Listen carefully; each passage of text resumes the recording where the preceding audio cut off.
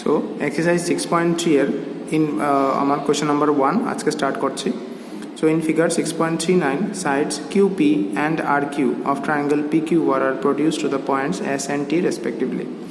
So এই আমার figure 6.39 এর ট্রায়াঙ্গেল হলো কি PQR, সেখানে বলা হয়েছে QP লাইনটা প্রডিউস করা হয়েছে কতটুকু অবধি, S অবধি, এবং QR লাইনটা প্রডিউস করা হয়েছে T অবধি। তার মধ্যে দুটো অ্যাঙ্গেলের ভ্যালু ওরা দিয়ে দিয়েছে। Angle SPR is equal two 135 degree, that means angle SPR equals দিয়েছে 135 ডিগ্রি, আর অ্যাঙ্গেল PQT দিয়ে দিয়েছে 110, PQT দিয়ে দিয়েছে 110। আর আমাকে বের করতে বলেছে ট্রায়াঙ্গেল PRQ, ট্রায়াঙ্গেল PRQ এই অ্যাঙ্গেলটা আমার বের করতে বলেছে। সো আমি এখানে দুইভাবে করা যায় এই প্রবলেমটাকে। প্রথমভাবে তুমি এই অ্যাঙ্গেলটা বের করে নাও, ঠিক আছে, লিনিয়ার অ্যাঙ্গেলের প্রপার্টি দিয়ে, that means sum of the two linear angles equals to 180 degree, এইটা বের করে নাও। এইটাও লিনিয়ার অ্যাঙ্গেলসে বের করে নাও। তা ট্রায়াঙ্গেলের মধ্যে দুটো অ্যাঙ্গেলের ভ্যালু জানা থাকে, 3 নম্বর অ্যাঙ্গেলটা বের করতে গেলে সুবিধা হবে অ্যাঙ্গেল সাম প্রপার্টি লাগিয়ে দিলে, দ্যাট ইজ 180 থেকে দুটো অ্যাঙ্গেল মাইনাস করলে 3 নম্বর অ্যাঙ্গেল বেরিয়ে গেল। সেটা জেনারেলভাবে আমি করে নিতে পারি।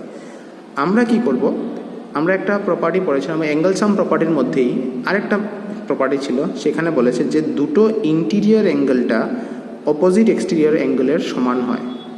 তো এইটা ইউজ করলে আমার যে আরেকবার বের করতে লাগছে সেটা আর দরকার পড়ছে না। দেখি সলিউশনটা।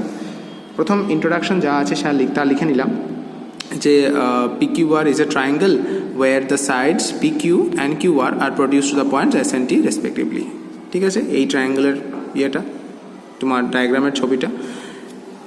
এখন সলিউশনটা দেখি। সিন্স SQ একটা লাইন আছে, SNQ লাইন, দেখি SNQ একটা, যেহেতু যে SNQ একটা লাইন আছে, তাহলে এই দুটোর সাম কত আসবে, 180 আসবে। আমি 45 ডিগ্রি লিখে রেখেছি বিকজ আমি ক্যালকুলেট করার পরে লিখেছি। So angle SPR plus angle RPQ equals to 180 degree. তো দেখতে পাও, এই দেখো SPR, আর এখানে আছে আমার কি RPQ, RPQ এই দুটো অ্যাঙ্গেলকে প্লাস করলে 180 হবেই হবে। সো রিজন লিখে নিলাম, লিনিয়ার পেয়ার। SPR এর ভ্যালু ওরা দিয়ে দিয়েছে 135 ডিগ্রি, অ্যাঙ্গেল RPQ আছে 135, ওইদিকে গেলে 180 থেকে 135 মাইনাস করলে 45, 10 থেকে 5 চলে গেলে 5 থাকলো, এখানে 7 থেকে 3 চলে গেলে 4 হয়ে গেল। সো এই থাকলো আমার 45 ডিগ্রি।